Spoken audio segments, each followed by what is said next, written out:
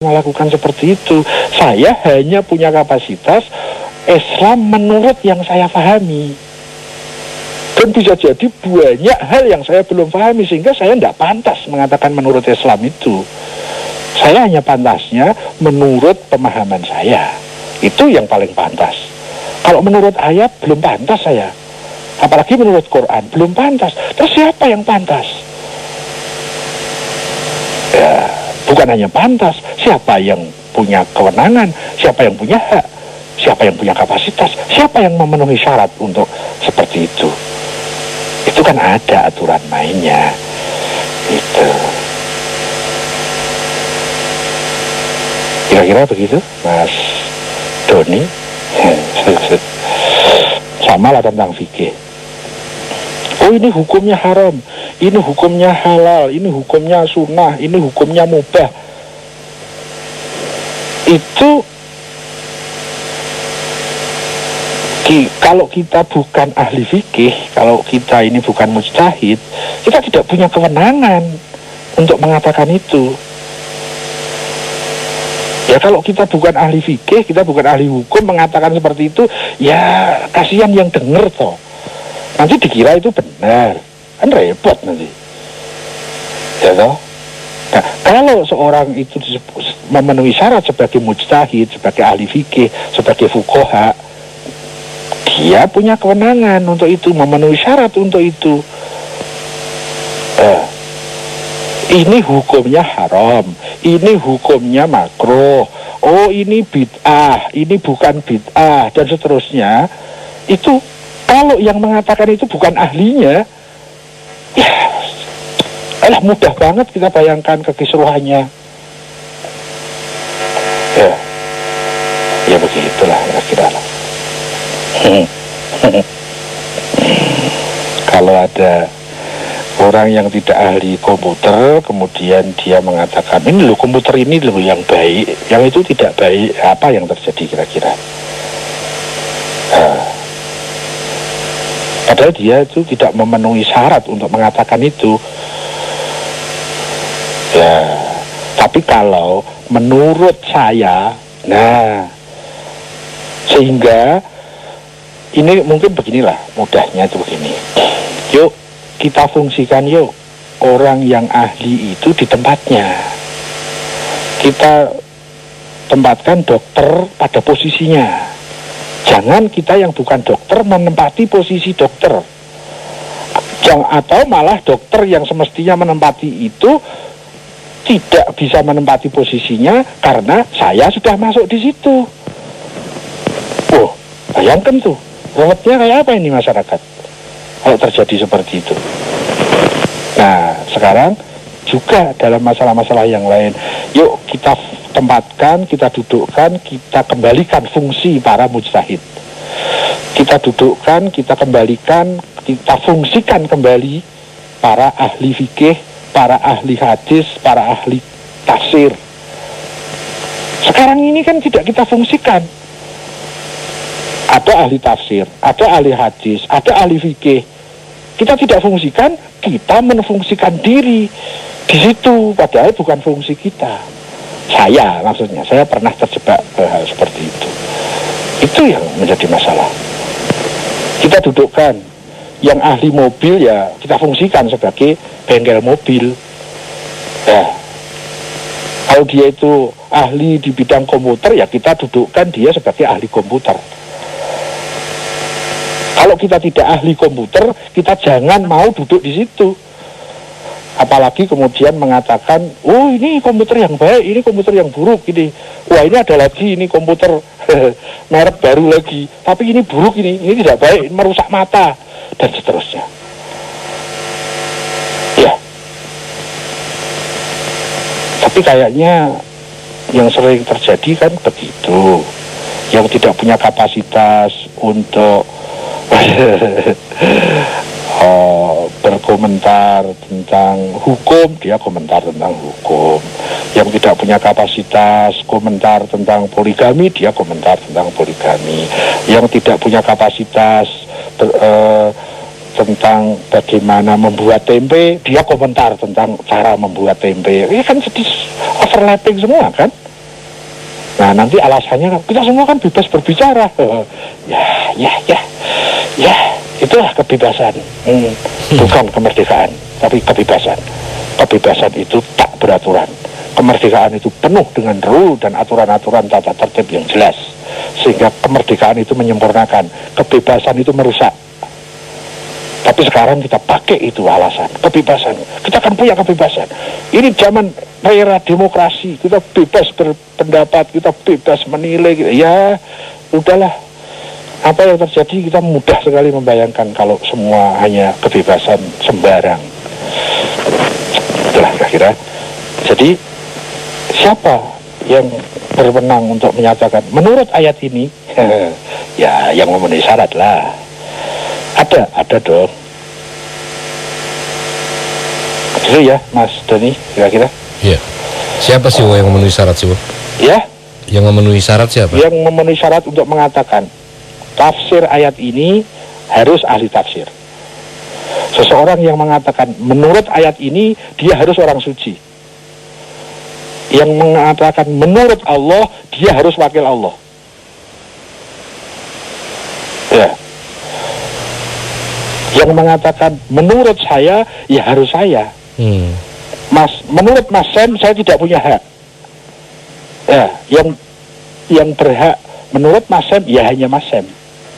Saya hanya punya hak, punya kapasitas untuk mengatakan menurut saya. Saya tidak boleh mengatakan menurut SBY, menurut Habibie, enggak. Yang punya kapasitas itu ya beliau, yang punya kedirian itu, yang paling tahu tentang dirinya, ilmunya, pemahamannya. Mas Sam berhak mengatakan menurut saya punya hak mengatakan menurut saya. Tapi kalau menurut Mas Sam yang mengatakan saya tidak punya hak itu. Karena bisa jadi apa yang dimaksudkan Mas Sam tidak sebagaimana yang saya pahami. Itu ya Mas Sam? Iya, saya jadi paham sih. Jadi menurut saya paham sih, Wo. Oke. Menurut saya, ini ya Sob. Iya Sob. Gimana, ini Sob? Menurut saya loh Sob. Waktunya habis Sob.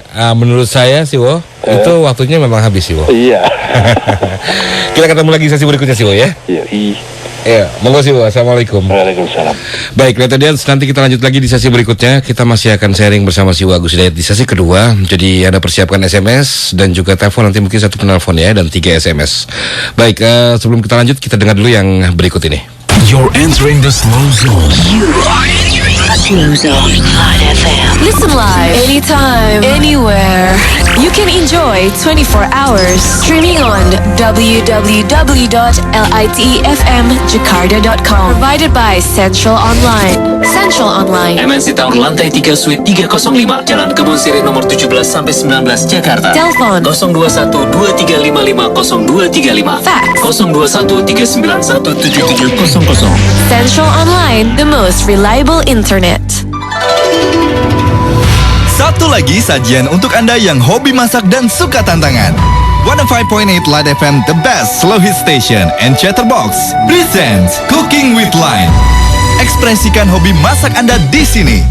Daftarkan diri Anda sekarang juga ke Studio Light FM, Jalan MH Tamrin, Kafling 59, Gedung Wisma Nusantara, lantai 25, Jakarta. Atau hubungi 021-398-35900, 021-398-35900. Uang pendaftaran sebesar Rp150.000, sudah termasuk gift dan undian door prize. Anda juga akan menyaksikan demo masak dan dapat tantangan memasak menu-menu istimewa chef handal dari Singapura, Chef George Lee, dan special performance by Vienna Fridiana. Cooking with Light, Minggu 27 November 2011 jam 2 sampai jam 5 sore di Chatterbox Plaza Senayan, lantai 5, Jakarta. Jangan ngaku jago masak kalau belum ikutan Cooking with Light. Cooking with Light, brought to you by Chatterbox, Everybody's Choice, dan 105.8 Light FM, the best slow hit station. Light Audience, hidup pernikahan selalu dipenuhi dinamika. Ada yang menyedihkan, juga ada yang menyenangkan. Lantas, bagaimana kita menyikapinya? Perluas wawasan Anda, siap hadapi tantangan pernikahan. Ikuti perbincangan santai dan menarik bersama Indra Noveldi, seorang konsultan pernikahan dan narasumber Light FM dengan tema Jenuh Nikah. Hai Letodian, saya Indra Noveldi. Sampai ketemu tanggal 4 Desember 2011 jam 9.30 sampai 12 siang di Pisa Cafe Menteng, Jalan Gereja Teresia nomor 1, Jakarta Pusat. Indra Noveldi akan menyegarkan cakrawala pernikahan Anda Minggu 4 Desember 2011 jam 9.30 sampai 12 siang di Pisa Cafe Menteng, Jalan Gereja Teresia nomor 1, Jakarta Pusat. Pendaftaran Rp150.000. Info lebih lanjut hubungi Ella Umbrella di 021 3983 5900 atau SMS 0812 8410 2222. You're entering the slow zone. Slow Zone Light FM. Listen live anytime, anywhere. You can enjoy 24 hours streaming on www.litefmjakarta.com. Provided by Central Online. Central Online. MNC Tower lantai 3 Suite 305 Jalan Kebun Sirih nomor 17 sampai 19 Jakarta. Telepon 021 2355 0235. Fax 021 391 7700. Central Online, the most reliable internet. Broadcasting live from 25th floor of Wisma Nusantara Tamrin number 59, Central Jakarta. This is LRTE Live FM. 105.8 Light FM. Phone number 398-35900, 398-35901. Short message service 081-880-1058. Marketing department 525-7892. Or click www.lightfmjakarta.com. Hello? Welcome to 105.8 Light FM. The best slow hit station, 105.8 Light FM. Berproses menuju kesejatian diri. Bersama Siwo Agus Hidayat. This is Light FM, the best slow hit station. Assalamualaikum warahmatullahi wabarakatuh. Retadians kembali bersama saya Sam Onyx dan juga produser saya Jack Plum Plum, dan tentunya kita akan terus sharing dengan Siwo Agus Hidayat ya sampai jam 22.30 atau jam 10.30 nanti. Oke, baik, Siwo. Iya, kita coba terima satu penelpon 021 398 359 05 dan 3 SMS yang sudah saya dapatkan ya. Assalamualaikum. Waalaikumsalam. Ya, dengan siapa ini Pak? Halo? Iya, dengan siapa Pak? Oh ya, ini dengan Apri di Taman Mini. Bapak Apri di Taman Mini, silakan Pak Apri. Iya, mau sharing sama Siwo. Assalamualaikum Siwo. Waalaikumsalam warahmatullahi. Tolong Siwo, saya diceritakan tentang bidadari gitu Siwo. Tentang bidadari ya? Kenapa Siwo? Tentang bidadari ya Pak Apri ya? Iya Siwo, tentang bidadari. Baik, terima kasih. Ya, Assalamualaikum. Waalaikumsalam warahmatullahi wabarakatuh. Wah, ini mantap nih bro. Tentang bidadari.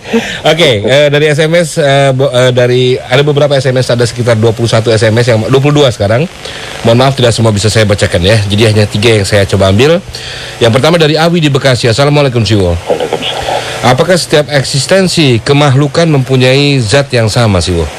Setiap eksistensi kemakhlukan mempunyai zat yang sama.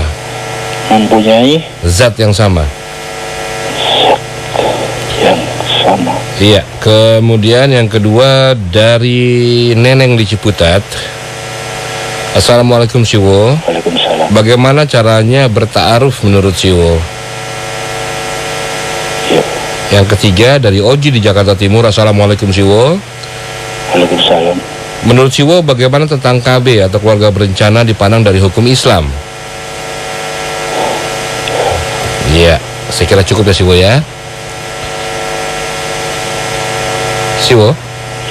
Menurut saya cukup Siwo ya. Monggo Siwo. Terlihat Mas Apri di Taman Mini. Pertanyaannya singkat sekali. Apakah bidadari itu menurut Siwo?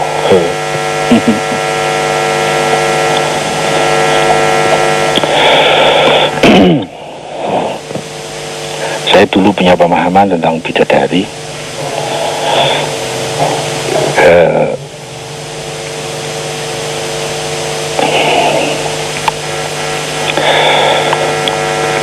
Dia adalah makhluk Tuhan yang berjenis kelamin perempuan. Dia sangat feminin, memenuhi syarat dengan segala ukuran feminisme keperempuanan yang sering diidamkan oleh para kaum lelaki, kira-kira gitulah. Dan dia itu domisilinya ada di surga. Ya, saya dulu punya pemahaman seperti itu. Semakin saya belajar, semakin saya banyak pertanyaan-pertanyaan tentang itu. Misalnya begini, yaitu bidadari. Terus bidadaranya gimana?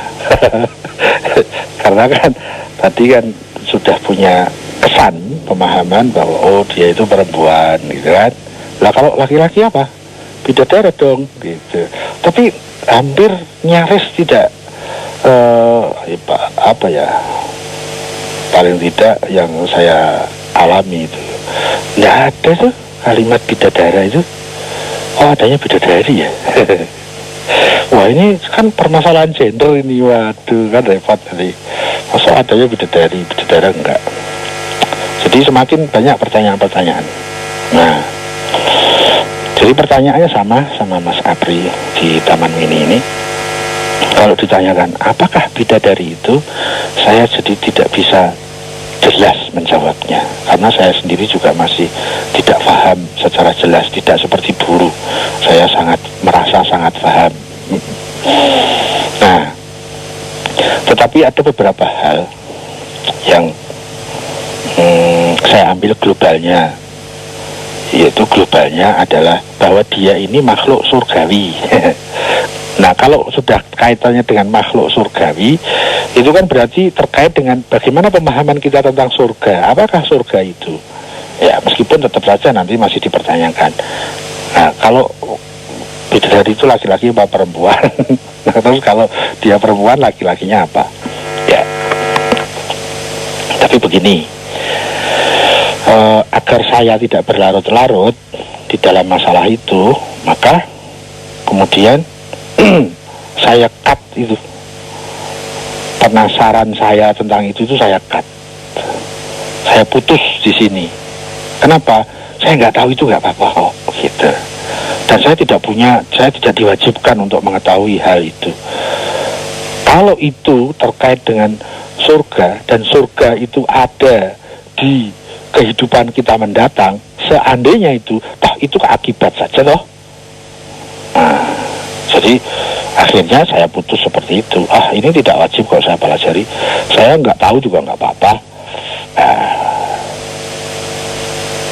Apakah saya terkait dengan itu atau tidak? Ya, tidak penting. Itu kan seandainya memang ada keterkaitannya kan itu akibat saja kok. Yang penting bagaimana saya selalu fokus terhadap kebenaran-kebenaran saya saat ini. Itu saja. Dan itu wajib. Saya mempelajari hal-hal yang terkait dengan kehidupan saya saat ini. Kalau saya seorang bisnismen, maka ya saya harus tahu betul bagaimana bisnis yang benar dan tidak menyalahi nilai-nilai kebenaran. Kalau saya seorang politikus, maka saya harus tahu benar bagaimanakah politik yang benar dan bisa menghindar dari politik-politik yang salah. Itu aja, yang lain-lain hanya akibat. Setelah kita mati itu juga akibat. Nanti setelah mati bagaimana, kita juga nggak wajib tahu. Toh itu akibat dari apa yang kita buat sekarang. Itu kayaknya. Ya maksudnya jawabannya, kalau ditanya apakah bidadari itu, saya juga punya pertanyaan yang sama Mas Apri. Kalimat lainnya adalah saya belum bisa menjawab. Gitulah, biar aja lah. Dengan ilmu saya sementara ini seperti itu, entah ilmu itu benar entah salah, biar saya pakai itu aja dulu. Toh saya tidak wajib mengetahui itu. Saya tidak tahu itu juga tidak apa-apa. Tidak mengurangi kewajiban saya sama sekali, tidak mengurangi fungsi kemakhlukan saya sama sekali. Bukan berarti memahami tidak boleh, oh boleh dan baik gitu ya. Tapi kalau overlapping, yang tidak wajib kita dulukan, yang tidak penting malah kita karena penasaran ini harus dikejar terus, wah, ya akhirnya kita tidak efektif, energinya tidak efektif. Gitu ya Mas Apri. Jadi singkat cerita, jawabannya adalah saya belum tahu. Lanjut ke SMS Mas Awi. Setiap ekstensi kemakhlukan apakah mempunyai zat yang sama? Ekstensi itu satu kata yang jarang kita dengar. Satu istilah, ekstensi. Saya pernah mempelajari beberapa hal terkait dengan usulul falsafah Islamiyah. Jadi prinsip-prinsip dasar filsafat Islam. Ekstensi itu pada bahasa filsafat itu sering disebut dengan wujudul kharij ya. Jadi eksistensi yang ada di luar persepsi kita. Jadi misalnya begini, oh gelas itu ada, maksudnya gelas yang ada di depan saya bukan dalam pikiran saya. Yang disebut ekstensi adalah keberadaan sesuatu yang dia memang realitas ada. Itu disebut sebagai ekstensi, atau sering disebut dengan wujudul kharij atau wujud luar, untuk membedakan antara wujud luar dan wujud dalam. Wujud dalam itu keberadaan yang ada dalam pikiran, dalam pemahaman, itu disebut wujudul zihnan, wujud dalam. Khayal misalnya ya, itu wujud dalam. Nah, kalau wujud luar yaitu sesuatu yang dia memang realitasnya ada. Tapi juga itu meluas, bukan hanya wujud-wujud fisik, bukan hanya eksistensi fisikal, tapi juga eksistensi non-fisikal. Ada eksistensi spiritual misalnya, dia sebagai wujudul kharij, dia sebagai ekstensi. Nah, jadi ekstensi itu adalah realitas keberadaan. Kalau wujud dalam itu banyak keberadaan tapi tidak real. Kita bisa ciptakan dengan khayalan kita.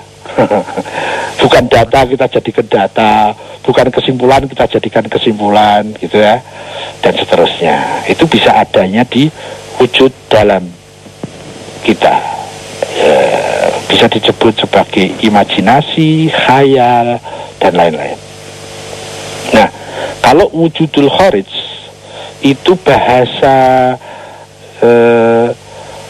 lainnya dari wujudul kharij itu adalah ekstensi. Nah, ini jarang dipakai ya. Saya juga jarang pakai istilah ini. Ekstensi adalah suatu realitas keberadaan, itu yang disebut ekstensi. Apa yang ada? Ya setiap yang ada memang dia real ada ya. Misalnya Mas Sem itu ada, saya ada, Mas Awi ada sebagai wujudul kharij.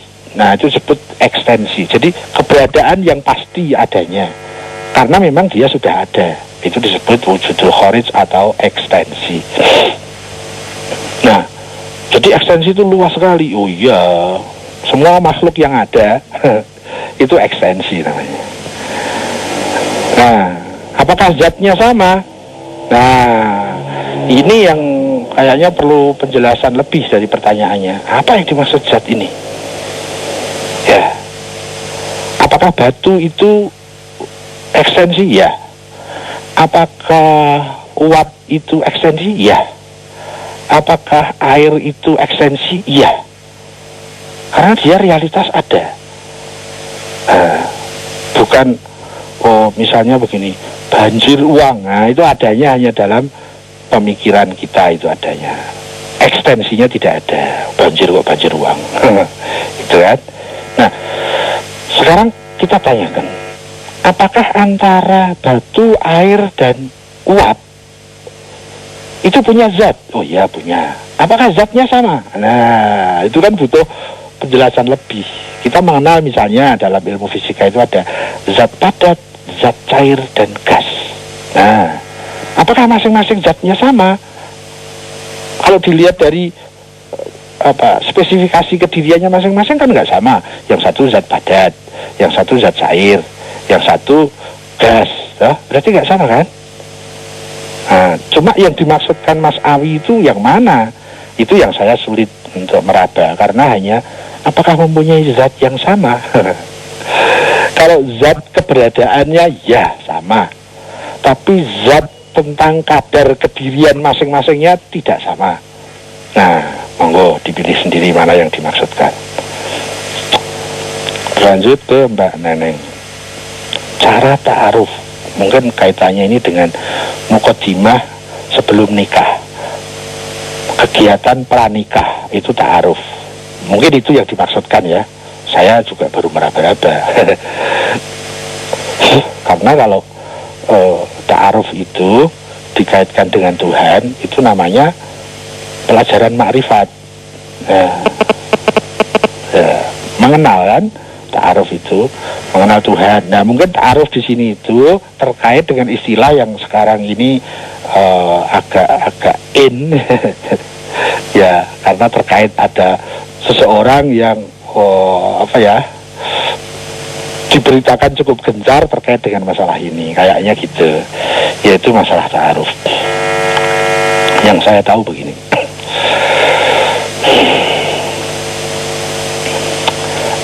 Saya mau cerita sedikit saja. Saya pernah punya dialog ini dengan anak saya yang pertama.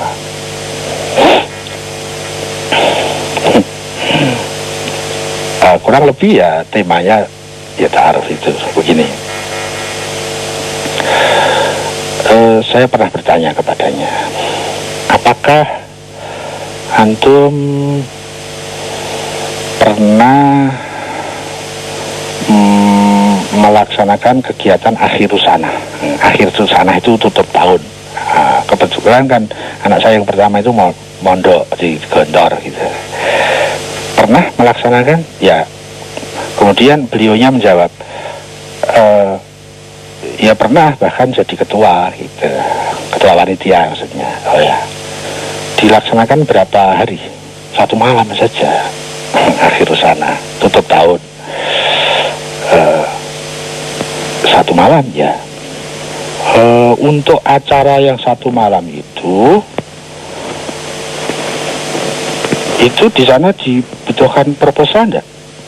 Proposal itu tentang visi, misi, kemudian aturan-aturannya, tata tertibnya, dan seterusnya. Ada enggak? Oh iya, tanpa proposal bagaimana bisa jalan gitu. Kurang lebih seperti itu ya. Ini bahasa bebas saya. Iya. Padahal itu hanya untuk semalam ya. Iya. Butuh proposal. Iya. Jadi perencanaannya harus matang. Iya. Ya, bahasa bebas saya begitulah kira-kira. Kemudian itu baru akhir usanah cuma semalam. Kalau ada sebuah perusahaan itu berkecimpung dalam dunia bisnis, jadi yang akan dihasilkan dari perusahaan itu memang orientasi profitnya adalah uang. Jadi mendirikan sebuah perusahaan untuk mencari uang.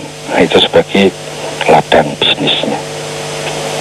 Kalau seseorang mau mendirikan sebuah perusahaan, butuh proposal enggak? Ya iyalah. Ya iyalah. Maksudnya proposal itu sebuah planning, sebuah rancangan yang berisi hal-hal yang terkait agar perusahaan itu sukses.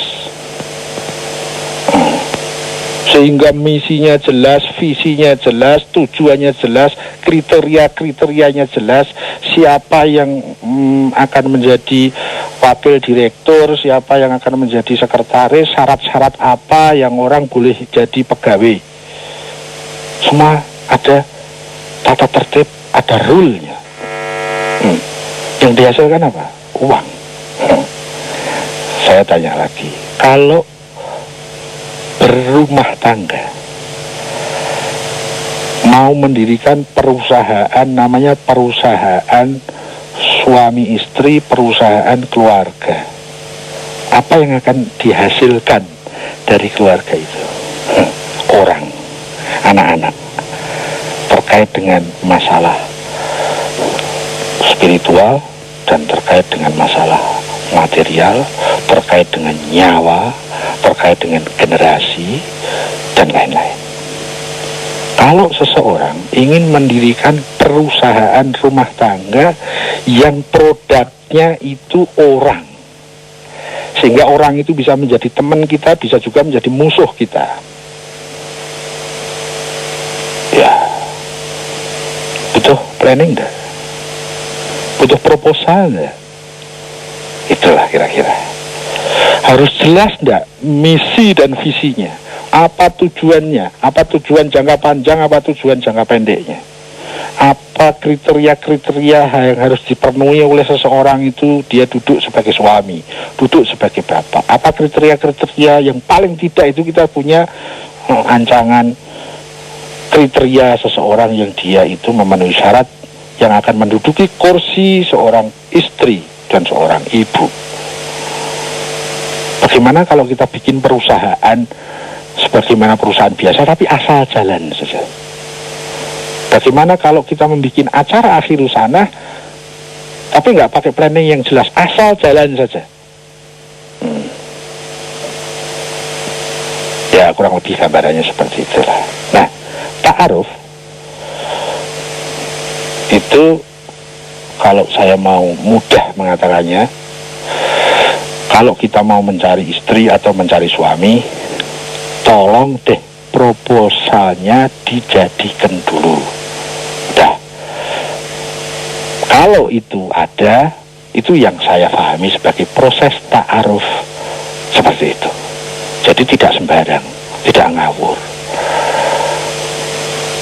Nah, jadi ta'aruf itu kaitannya tentang bagaimana misi, visi, tujuan, jangka pandang, jangka pendek, kriteria-kriteria, aturan main, dan seterusnya.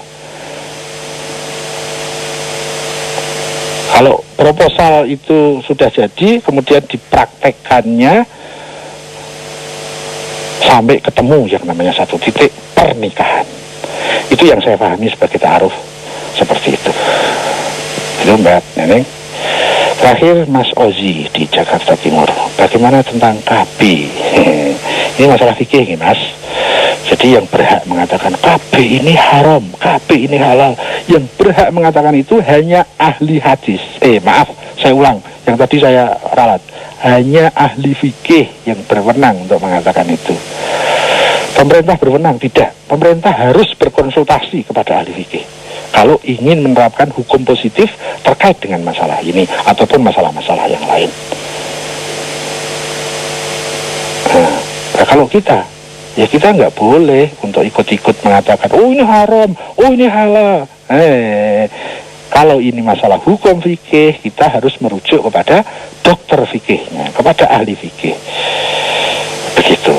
Kalau kita tidak punya, belum tahu dokter fikihnya siapa, maka kita tidak boleh sama sekali untuk mengatakan ini haram atau ini halal. Lebih baik kita mengatakan saya belum tahu. Nah, itu kayaknya. Nah, jawabannya kalau menurut saya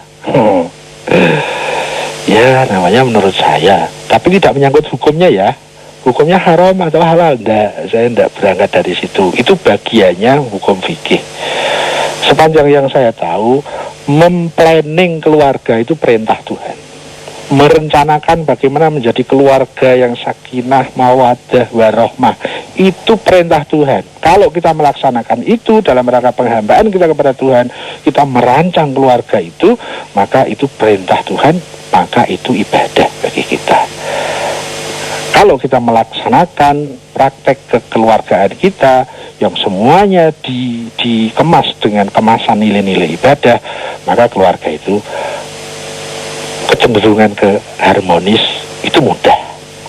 Tapi kalau dibangun dengan nafsu-nafsu, egoisme suami, egoisme istri, lebih menuntut hak ketimbang menuntut kewajiban, lebih mengutamakan hak asasi ketimbang kewajiban asasi, aduh, mau harmonis pasti sulit banget. Ya, pasti sepanjang ilmu saya mengatakan seperti itu. Ya, bukan pasti yang benar-benar hakikatnya kepastian, bukan.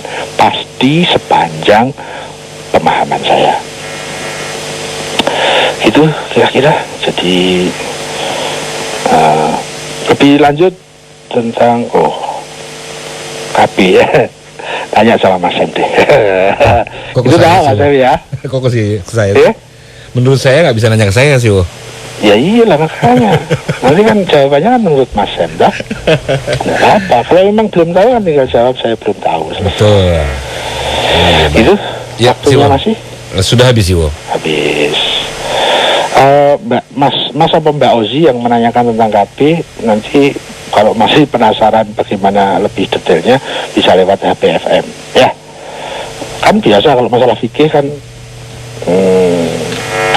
ya deh, intinya kalau masalah fikih, yuk kita cari dokter fikih kemudian kita tanya ke dia. Jangan kita tanya ke bengkel, wah repot. Ini masalah hukum fikih tanyanya ke bengkel. Tanya masalah kesehatan tanyanya ke dokter. Masalah laptop tanyanya ya ke reparasi lah. Masing-masing mari kita fungsikan para ahli pada fungsi dan tempat semestinya. Kira-kira begitu. Terima kasih teman-teman, terima kasih saudara-saudara semua. Mohon maaf atas kekurangannya. Semoga kita dipersaudarakan dalam penghambaan kepada Tuhan. Mohon pamit. Dan Mas Ed, monggo sih, ya. Di sini ngobrol dulu ya. Boleh.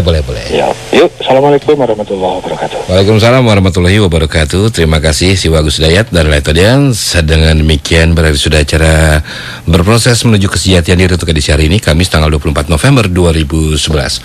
Saya Sam Onyx dan juga produser saya Jack Plam mengucapkan terima kasih. Dan nanti kita ketemu lagi ya beberapa saat lagi dalam Night Request ya. Well, Light Audience, dari Mutiara Hikmah dikatakan bahwa humor yang baik memang perlu, karena bisa melemaskan ketegangan tinggi dan menambah keakraban. Humor yang baik merupakan kebaikan dan kebijaksanaan yang digabungkan menjadi satu.